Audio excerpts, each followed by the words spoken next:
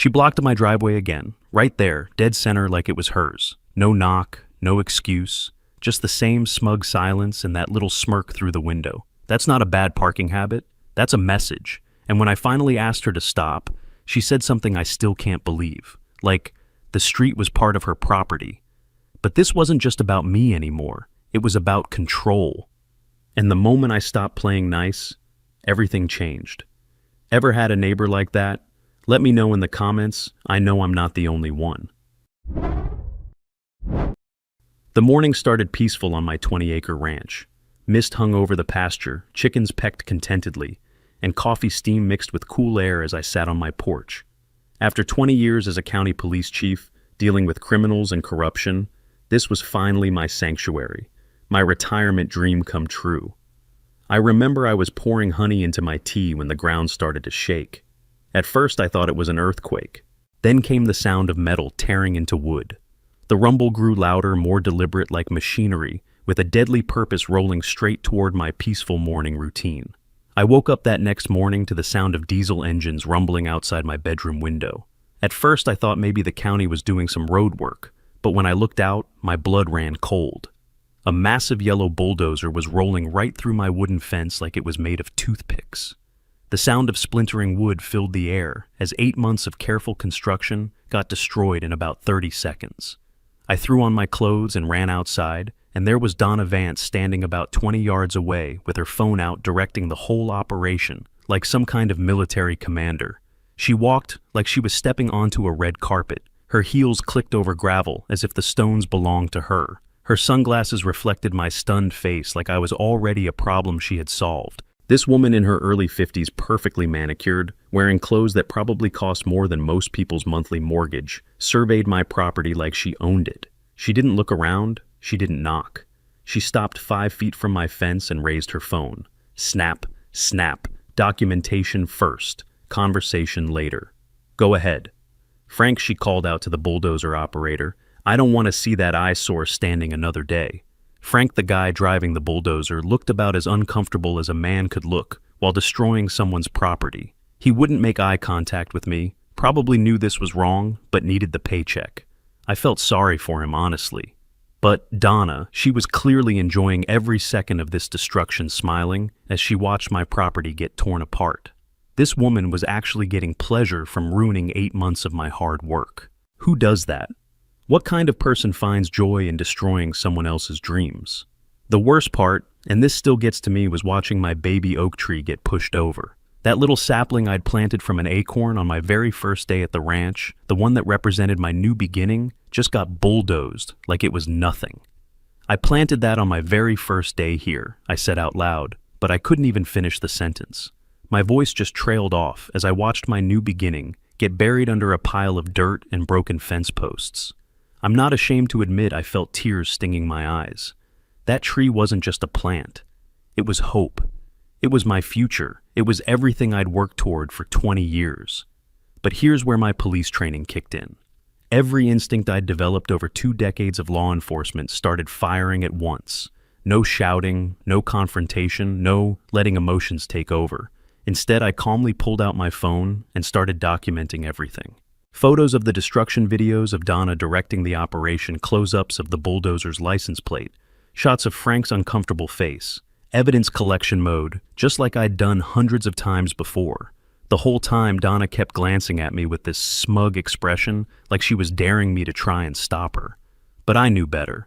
Sometimes the best revenge is patience. I could tell my calm reaction was starting to unnerve her.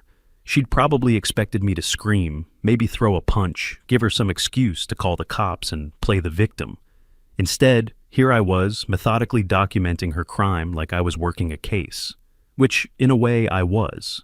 I even made sure to get video of her giving Frank specific instructions, timestamps on everything, multiple angles of the property damage. 20 years of building criminal cases had taught me that the devil is always in the details, and I was collecting every single detail I could find. This is what happens when people don't cooperate with the community. John, she called out, her voice dripping with satisfaction. I wanted to march over there and tell her exactly what I thought of her and her community, but 20 years of dealing with criminals had taught me patience. Instead, I just kept taking photos and said, "All right, Donna, I understand what you want now. Time to show you what happens when you mess with the wrong person." My voice was calm, controlled, the same tone I used to use when arresting someone who thought they were smarter than the law. I could see her confidence waver for just a second, like maybe she'd heard something in my voice that made her wonder if she'd bitten off more than she could chew. A crow screeched once, then nothing. Not even the wind moved. The silence felt orchestrated, like nature itself was holding its breath to see what would happen next. There was no city truck, no citation in hand. Just her clipboard, and a bulldozer with no plates. The whole scene had an illegal feel to it, like watching a crime in progress, but not quite being able to prove it yet. But I knew how to build cases against people who thought that they were untouchable. The damage was extensive, $12,000 worth of destruction, $7,000 for the fence, $3,000 for landscaping, and plants $2,000 for the grading repair. I'd need to get my land back to normal, but the emotional damage, that couldn't be measured in dollars. This was my sanctuary, my peaceful retirement dream, and this woman had just torn it apart for no reason other than she could. Several neighbors had come out to watch the destruction standing on their porches or peeking through windows, but not one of them spoke up. Fear had this community locked down tight, and Donna Vance was the reason why. What really got under my skin was watching the neighbors' reactions. I could see them whispering to each other, shaking their heads in disapproval, but nobody had the guts to actually say anything. Mrs. Henderson from 2 houses down kept looking at me like she wanted to apologize, but every time Donna glanced her way, she'd quickly look somewhere else. The mailman stopped his truck and just stared for a full minute before driving away without delivering any mail. Even he knew something was seriously wrong here, but what could he do? This whole neighborhood was living under a dictatorship, and they were all too afraid to admit it. After the bulldozer finished its work and rumbled away, I stood in the middle of what used to be my beautiful fence line, surrounded by broken wood and crushed plants. Donna walked over to me with that same smug smile. "I hope you've learned your lesson, John. This neighborhood has standards and we intend to keep them." Then she got back in her black SUV and drove away, leaving me standing in the wreckage of my property, like some kind of natural disaster had just blown through. I watched her taillights disappear around the corner and felt something cold settle in my chest. This wasn't over, not by a long shot. I stood my ground. She smiled like that was what she wanted. And in that moment I realized something terrifying. This wasn't about a fence, it was about removing me. 24 years ago, I buried my first dog under that oak. I built the fence around it to protect the spot. Now there was a tire track where his name used to be. That little sapling I'd planted from an acorn on my very first day at the ranch, the one that represented my new beginning, just got bulldozed like it was nothing. The tree wasn't just a plant, it was hope, it was my future, it was everything I'd worked toward for 20 years. Watching it fall was like watching my dreams get crushed under machinery. I picked up a handful of bark. It crumbled in my fist like it had waited for this moment to let go. The devastation wasn't just physical, it was emotional torture designed to break my spirit. Donna had chosen that tree specifically because she knew it meant something to me. This wasn't random destruction, this was calculated psychological warfare against someone she saw as a threat to her control. Every broken branch represented another piece of my peaceful retirement that she'd stolen from me without a second thought. "Go ahead, Frank," she called out to the bulldozer operator. "I don't want to see that eyesore standing another day." Frank, the guy driving the bulldozer, looked about as uncomfortable as a man could look while destroying someone's property. He wouldn't make eye contact with me, probably knew this was wrong, but needed the paycheck. I felt sorry for him, honestly. But Donna was clearly enjoying every second of this destruction, smiling as she watched my property get torn apart. This woman was actually getting pleasure from ruining 8 months of my hard work. But here's where my police training kicked in. Every instinct I'd developed over 2 decades of law enforcement started firing at once. No shouting, no confrontation, no letting emotions take over. Instead, I calmly pulled out my phone and started documenting everything. Photos of the destruction videos of Donna directing the operation, close-ups of the bulldozer's license plate shots, of Frank's uncomfortable face. Evidence collection mode, just like I'd done hundreds of times before. The whole time Donna kept glancing at me with this smug expression, like she was daring me to try and stop her. I could tell my calm reaction was starting to unnerve her. She'd probably expected me to scream, maybe throw a punch, give her some excuse to call the cops and play the victim. Instead, here I was methodically documenting her crime like I was working a case. which, in a way, I was. 20 years of building criminal cases had taught me that the devil is always in the details, and I was collecting every single detail I could find. I asked her who signed the order. She said the board. I asked who voted. She changed the subject. I let her talk. That was her mistake. This is what happens when people don't cooperate with the community. John, she called out, her voice dripping with satisfaction. I wanted to march over there and tell her exactly what I thought of her and her community, but 20 years of dealing with criminals had taught me patience. Instead, I just kept taking photos and said, "All right, Donna, I understand what you want now. Time to show you what happens when you mess with the wrong person." The damage was extensive. $12,000 worth of destruction, $7,000 for the fence, $3,000 for landscaping, and plants, $2,000 for the grading repair. I'd need to get my land back to normal, but the emotional damage couldn't be measured in dollars. This was my sanctuary, my peaceful retirement dream, and this woman had just torn it apart for no reason other than she could. Several neighbors had come out to watch the destruction standing on their porches or peeking through windows, but not one of them spoke up. What really got under my skin was watching the neighbors' reactions. I could see them whispering to each other, shaking their heads in disapproval, but nobody had the guts to actually say anything. Mrs. Henderson from 2 houses down kept looking at me like she wanted to apologize, but every time Donna glanced her way, she'd quickly look somewhere else. The mailman stopped his truck and just stared for a full minute before driving away without delivering any mail. This whole neighborhood was living under a dictatorship, and they were all too afraid to admit it. At the general store, one of the neighbors looked away when I nodded. Another crossed the street. No one said a word. But their silence was too synchronized, like someone had rehearsed it. The whole community was walking on eggshells, afraid to even acknowledge what they'd witnessed. Donna had created an atmosphere of fear so thick you could cut it with a knife. People who had lived here for decades were suddenly acting like strangers, too terrified to show basic human decency to someone whose property had just been destroyed. After the bulldozer finished its work and rumbled away, I stood in the middle of what used to be my beautiful fence line, surrounded by broken wood and crushed plants. Donna walked over to me with that same smug smile. "I hope you've learned your lesson, John. This neighborhood has standards and we intend to keep them." Then she got back in her black SUV and drove away, leaving me standing in the wreckage of my property like some kind of natural disaster had just blown through. That night, I sat at my kitchen table staring at my laptop screen. I'd typed Vance Landscaping LLC into the search bar, and my finger was hovering over the enter key. Did I really want to go down this rabbit hole? Did I want to potentially destroy the peaceful retirement I'd worked so hard to create? Looking back, I think I already knew the answer. 20 years of being a cop doesn't just disappear because you hang up your badge. Some fights you walk away from, and some fights choose you. But before I could even finish that thought, my phone rang. It was Mrs. Jenkins, and she sounded panicked.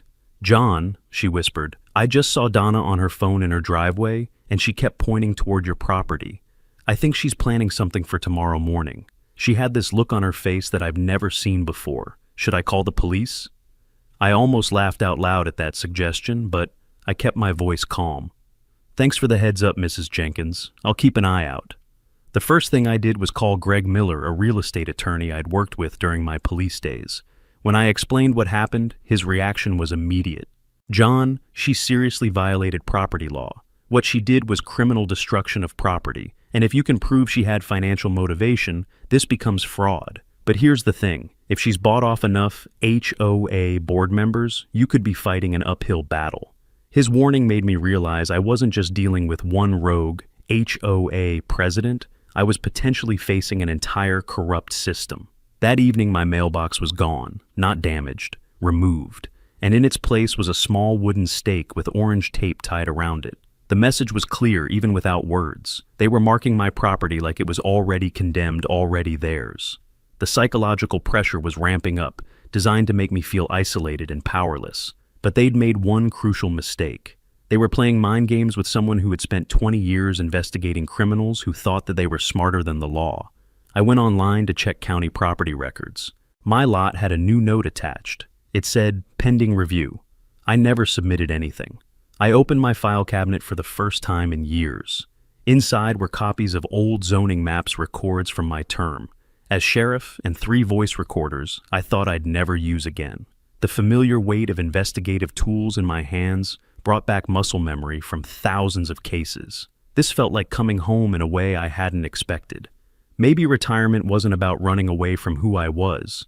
Maybe it was about using those skills for something personal, something that mattered to me instead of just another criminal. That's when I decided to do what I do best: investigate. I spent the next several hours diving into public records, specifically the HOA's financial reports.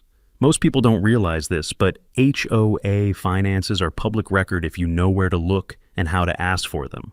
What I found made my blood boil even more than the bulldozer incident. Over the past 18 months, the Meadowbrook HOA had paid $85,000 to something called Vance Landscaping for various community improvement projects. $85,000 to a company with the same last name as the HOA president. I pinned a map to the wall, marked every property that had been cited in the past year. Then I circled the ones that had sold within 6 months of the citation. The pattern was becoming clearer with each red mark on the map. Properties would get cited for violations, owners would get buried in fines and legal fees, then mysteriously, the properties would sell to shell companies at below market prices. It was a systematic land grab disguised as community enforcement, and Donna Vance was running the whole operation from her position of power. But the real bombshell came when I dug deeper into Vance Landscaping's business registration. The owner listed on all the official paperwork Roger Vance, Donna's younger brother. This wasn't just about my fence anymore. This was systematic fraud using HOA funds to funnel money to family members. I sat back in my chair staring at the computer screen, feeling that familiar rush I used to get when a case finally started making sense. This woman had been running a scam for months, maybe years, and my property destruction was just collateral damage. One owner had filed a complaint last spring. The file had a note case dismissed. The owner's name was crossed out. The property was now listed under a shell company. Same address as the HOA attorney. The corruption went deeper than I'd initially suspected.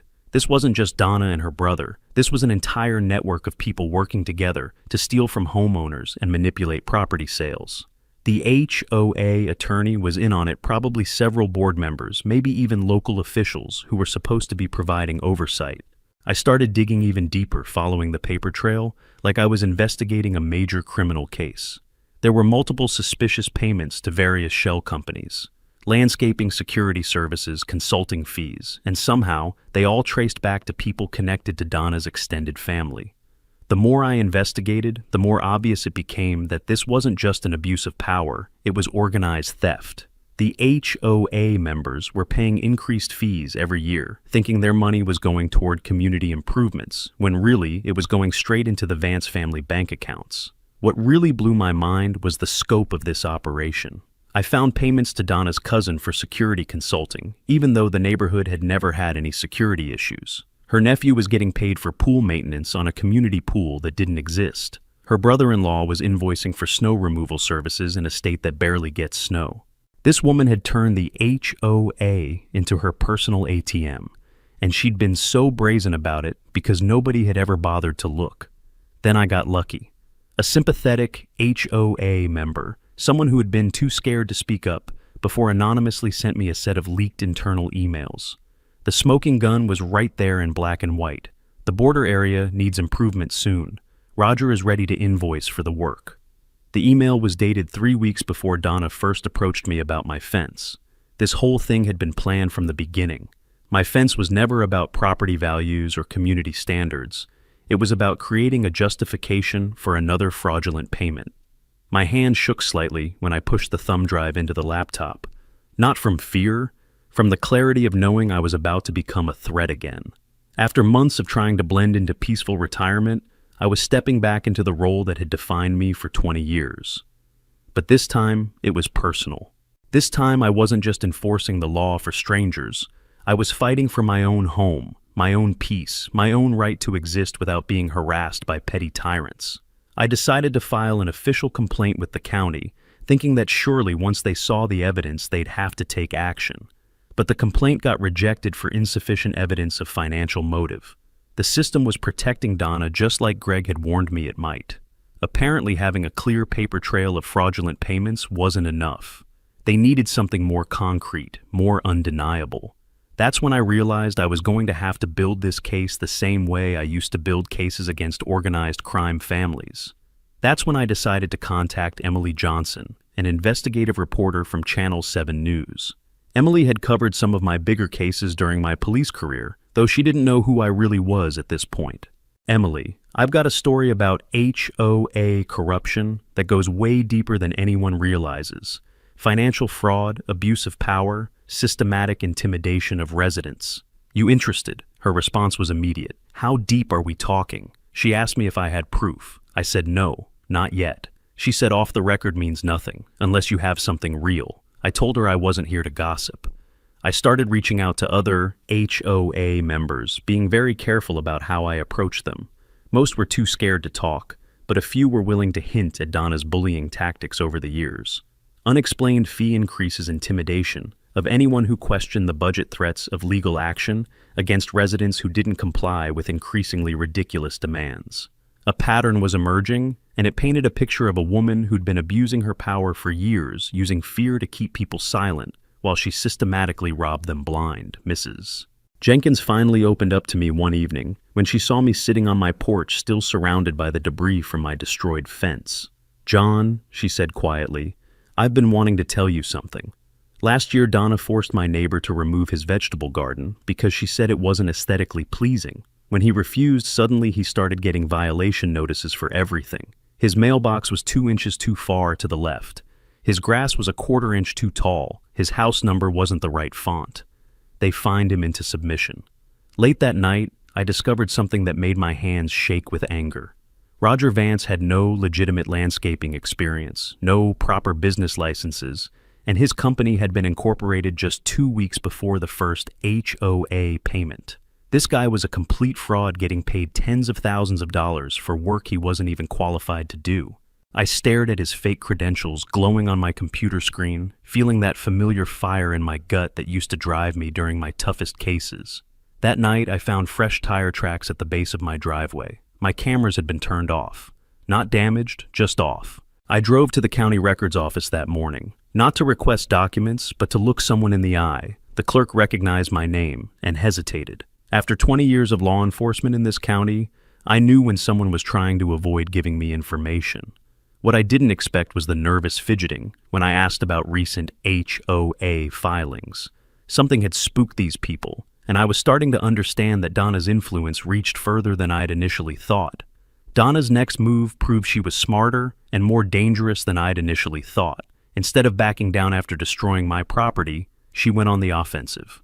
2 days after the bulldozer incident, I got a visit from a county environmental inspector. Apparently, Donna had filed a complaint claiming my ranch posed contamination risks to the local water supply. It was completely bogus. My chickens were well within county guidelines. My composting setup was textbook perfect, and I'd been careful to follow every environmental regulation. The inspector, a tired-looking guy named Dave, seemed genuinely apologetic about the whole thing. "Look, Mr. Doe, I can tell this is a harassment complaint, but I have to investigate every report that comes in. If you can provide documentation showing compliance with all environmental standards, this will go away pretty quickly." Still, I had to spend $3,000 on environmental consultants to prove what I already knew, that my ranch was cleaner and more environmentally responsible than 90% of the operations in the county. The pressure was getting to me in ways I hadn't expected. Mrs. Jenkins, my closest neighbor, and one of the few people who'd shown me any kindness since this whole thing started, approached me one afternoon while I was cleaning up debris from the fence destruction. "John, I have to ask you something, and I hope you don't take offense. Are you really just a farmer? The way you handle all this pressure, the way you document everything, the calm way you deal with Donna's attacks, it's not normal." I met Harold Meeks outside the zoning board. I asked him 2 questions. He answered neither, just said, "You're retired. You should act like it." The warning was clear, even if the threat wasn't spoken directly. Harold had been on the zoning board for 15 years, and his sudden hostility told me everything I needed to know about how deep this corruption ran. This wasn't just about Donna anymore. This was about a network of people who'd been working together to manipulate the system. That's when I decided to contact Emily Johnson, an investigative reporter from Channel 7 News. Emily had covered some of my bigger cases during my police career, though she didn't know who I really was at this point. She walked with me along the trail where the fence had been. She kept her phone recording the whole time, and then she said, "They've done this before, haven't they?" When I told her about the $85,000 in fraudulent payments, the destroyed property, and the harassment campaign, she agreed to dig deeper. But Donna wasn't done escalating. Over the next week, she started what I can only describe as a psychological warfare campaign. Neighbors began filing complaints against me, noise violations for my chicken's property, maintenance issues for having construction debris from her bulldozer attack, even claims that my hens were aggressive and posed a threat to children. Some neighbors refused to participate in her scheme, but others either believed her lies or were too afraid to stand up to her. The chicken complaint was particularly ridiculous. My hens are about as aggressive as stuffed animals.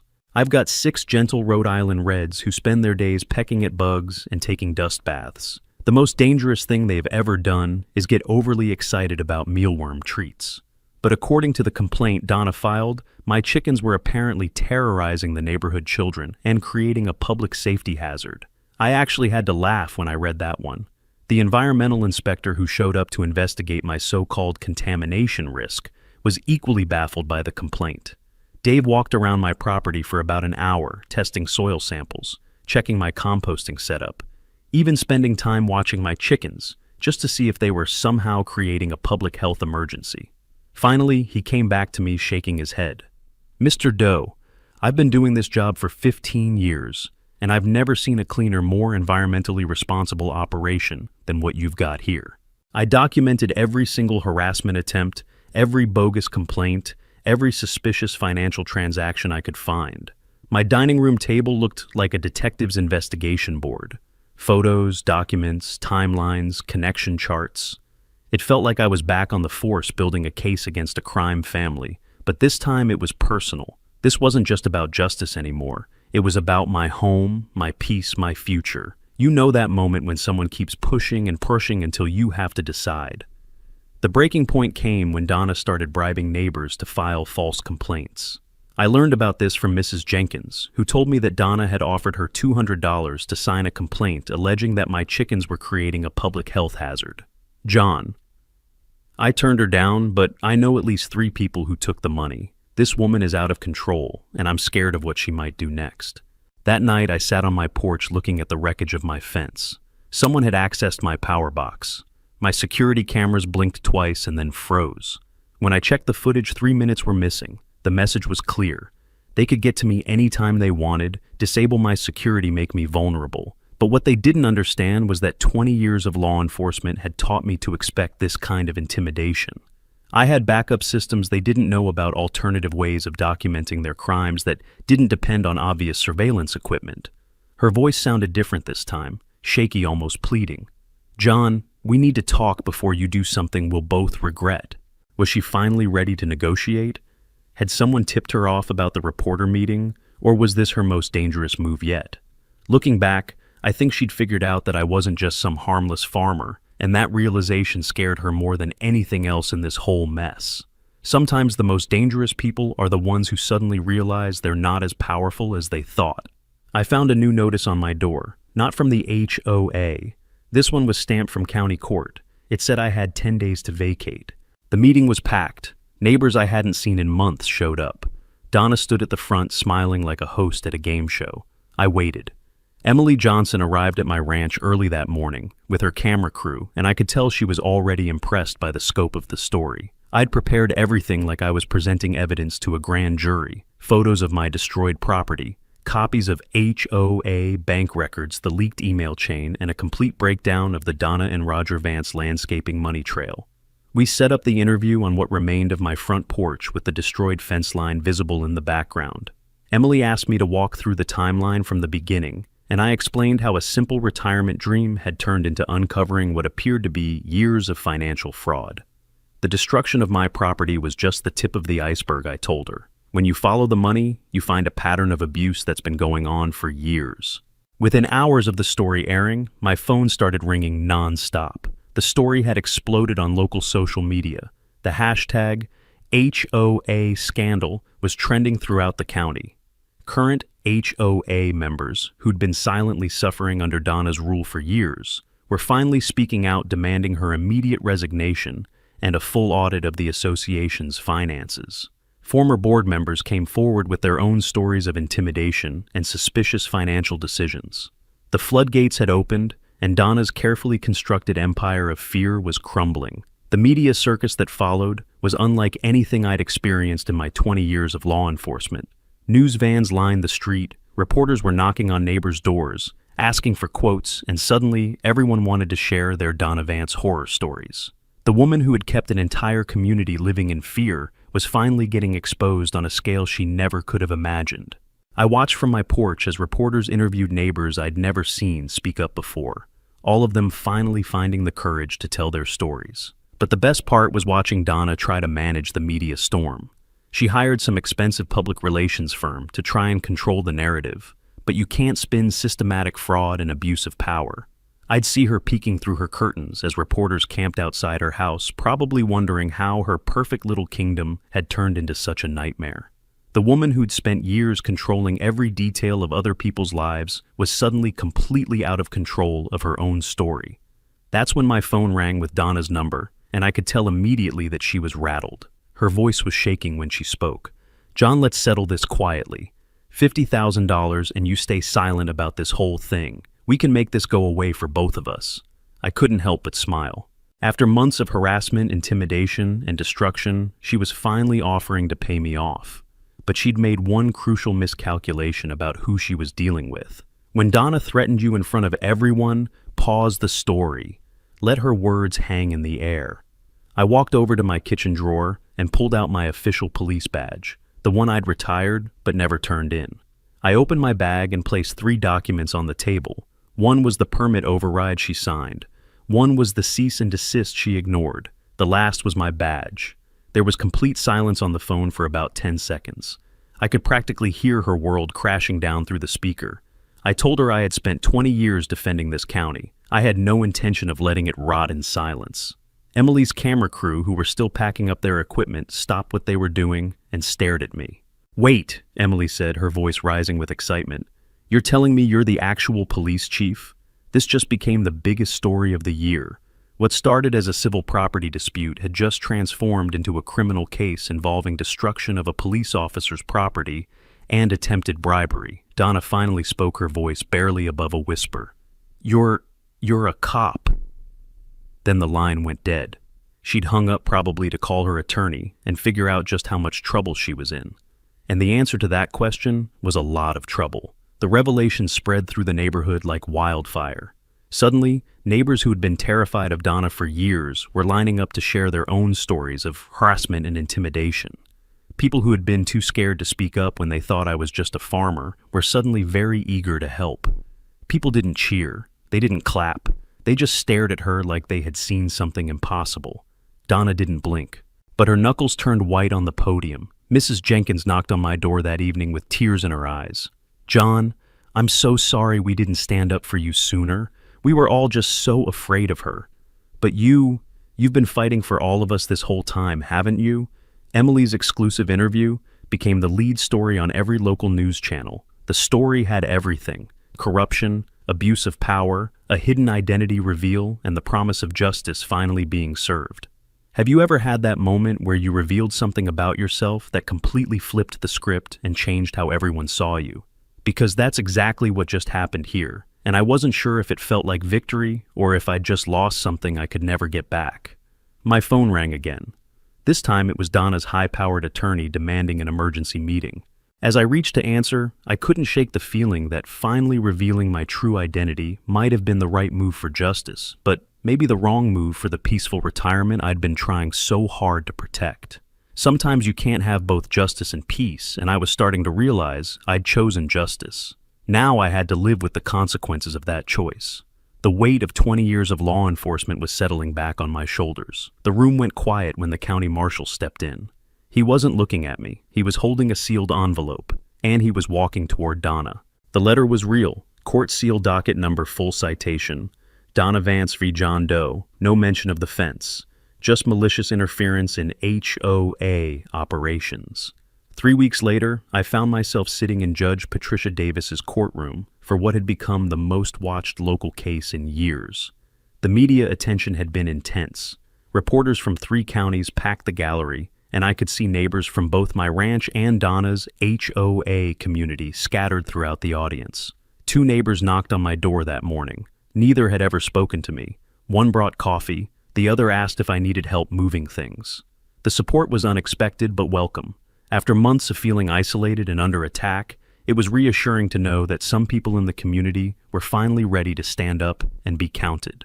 Word of the lawsuit had spread quickly, and apparently not everyone was buying Donna's version of events anymore.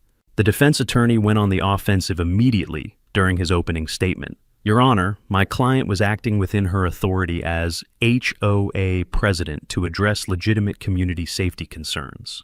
The border area between the HOA property and Mr. Doe's ranch genuinely needed improvement for safety reasons." Then came the character assassination attempt. Isn't it convenient that Chief Doe hid his identity throughout this entire dispute? How do we know he wasn't setting up this situation for personal gain? I felt my jaw clench as the attorney painted me as some kind of manipulative cop who'd orchestrated the whole situation. But Greg Miller, my attorney, was ready for this. During his opening statement, he laid out the financial fraud evidence methodically. "Your Honor, this case isn't about property disputes or hidden identities. It's about systematic theft of HOA funds, abuse of power, and the deliberate destruction of private property to cover up financial crimes. The evidence will show that Mrs. Vance has been stealing from her own community." I walked straight into the registrar's office, asked for every amendment HOA filed in the past 2 years. The clerk took a long pause before answering. The hesitation told me everything I needed to know about how deep this corruption ran. These weren't just random administrative changes. They were deliberate modifications to HOA bylaws designed to give Donna more power and fewer accountability measures. Every amendment had been passed by emergency vote with minimal notice to residents. The prosecution's case was devastating. Greg presented bank records showing the $85,000 in fraudulent payments to Vance Landscaping, Roger Vance's fake business credentials, and the timeline proving that my fence destruction was planned weeks in advance. When Greg put me on the witness stand, I testified about the systematic harassment campaign, the bogus environmental complaints, and Donna's attempted bribery. "Your Honor, in 20 years of law enforcement, I've seen many abuse of power cases, but rarely have I seen someone so brazen." The turning point came when a former Donna ally who'd served on the HOA board approached the bench with a USB drive. "Your Honor, I have an audio recording of Mrs. Vance and her brother from 3 months ago that I believe is relevant to this case."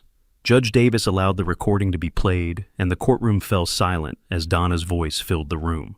"Roger, get all the equipment ready. That land next door is going to need clearing real soon. HOA. Funds will cover everything just like always." I watched Donna's face go completely white as her own voice played back her premeditated plan. Her defense attorney frantically requested an adjournment, but the damage was done. The recording proved conspiracy, premeditation, and financial fraud all in one devastating piece of evidence. Judge Davis looked genuinely disturbed by what she'd heard. "This court will recess until tomorrow morning for sentencing," she announced, and I could see in her eyes that she'd already made her decision. "You embarrassed me in front of my board. You won't get away with it." Donna's voice was cold and threatening when she cornered me outside the courthouse.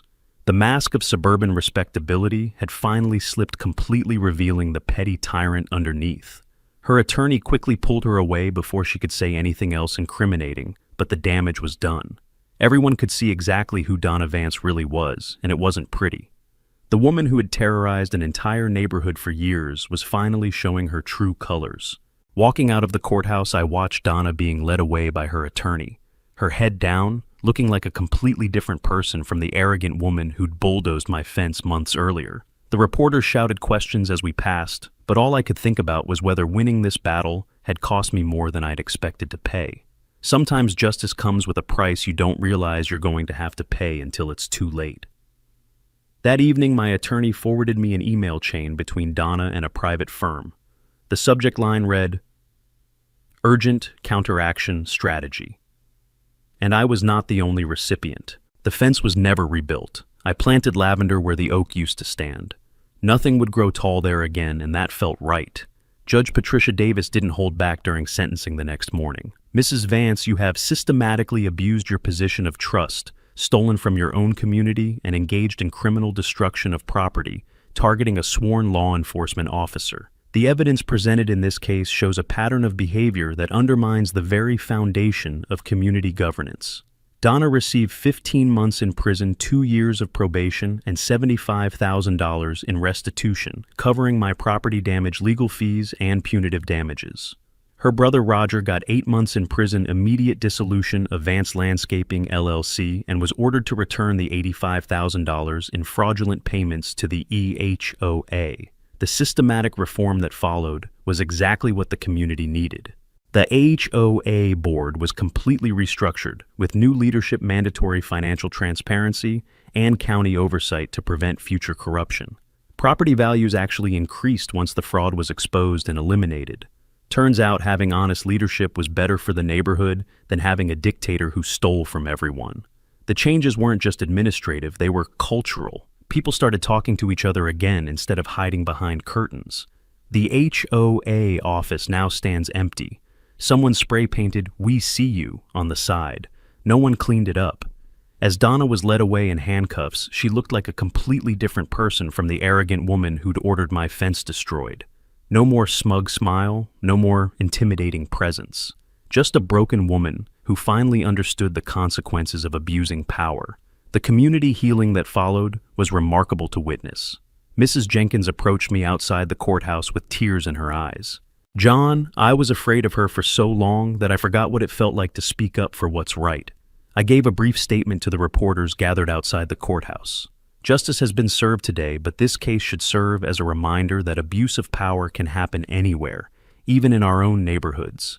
I only did what any citizen should do when faced with corruption. Document everything, seek legal help, and never back down from what's right. The badge didn't make me fight this fight. Being a citizen whose rights were violated did. The reporters wanted more details, more quotes, more drama, but I was ready to go home and start rebuilding my life. Some stories don't need endless explanations, they just need to be told honestly. Back at my ranch, the physical restoration took several months, but it was therapeutic work. The new fence stands stronger than the original. I used the insurance money to upgrade to premium materials and professional installation. My flower garden is blooming brighter than ever, and I planted a new oak sapling where my original tree once grew. It's bigger this time with better root support, because I learned that sometimes you have to plant things twice to make them last. The chickens are back to their happy routine, laying eggs like nothing ever happened, because chickens are smart enough not to hold grudges. The rebuilding process became something of a neighborhood event. Neighbors who had been too scared to talk to me before were suddenly showing up with offers to help. Mrs. Jenkins brought me homemade cookies every day during construction. The veteran I mentioned earlier, the one who'd been forced to remove his memorial garden, came by with his truck to help haul away debris. Even some of the neighbors who'd initially supported Donna started stopping by to apologize and offer assistance. It was like the whole community was coming together to heal from years of Donna's toxic leadership. Greg came by with a box of peaches, said they were from all the cabins, said thank you without saying it out loud. My morning routine returned to normal. Coffee on the porch, watching the sunrise, listening to contented chicken sounds instead of bulldozer engines. No more emergency phone calls, no more harassment letters, no more looking over my shoulder, wondering what Donna would try next. The peace I'd been seeking for 20 years was finally real, and it felt even sweeter because I'd had to fight for it. But the neighborhood transformation was the real victory. Families were playing in their yards again. Kids rode bikes safely through streets that had been tense with fear. One evening, about 3 months after the sentencing, a young couple stopped by my gate. They were house hunting in the area and had heard about what happened. "We wanted to thank you personally," the woman said, holding her toddler's hand. "Because of what you did, we feel safe raising our kids here. This feels like a real community now, not a place where we'd have to be afraid of our neighbors." That's when I realized this was never really about my fence or my property. It was about standing up for what's right, even when it's easier to just walk away. Sitting on my porch that final evening, watching the sunset over my fully restored ranch, I reflected on everything that had happened. Sometimes the peaceful life you want requires fighting for it first. Sometimes hiding who you are isn't the solution. Sometimes you have to be exactly who you are when it matters most. In the distance, I could see families enjoying their yards, neighbors talking over fences, children playing safely in a community that was finally free from fear. This is what a real community looks like, when good people stand together against bullies who think they can control everyone else's lives. Donna's name no longer appears on the county roster, but someone keeps mailing me anonymous pamphlets titled "Reclaim Your Neighborhood." I feed them to the fire pit. I watered my new oak tree as the stars came out, thinking about how both the tree and this neighborhood had needed a second chance to grow properly. The new fence was stronger than the old one ever was, just like this community, just like me. Sometimes justice comes slowly, but it always finds its way to the right address. And sometimes the fight you don't want to have is exactly the fight you need to win, to find the peace you've been looking for all along. Some people build fences to keep others out. I learned some build them so they can control who stays in. Maybe the real lesson here is, you don't truly know your neighbors until they try to move your boundaries. If you've ever dealt with a situation like this, I'd really like to hear how you handled it. Feel free to share it in the comments. And if this story meant something to you, there's a little thanks button down below. It helps more than you know. Thanks for hanging out. Catch you in the next one. QA Stories signing off for now, but the drama, it never sleeps. Tap that bell if you're ready for round 2.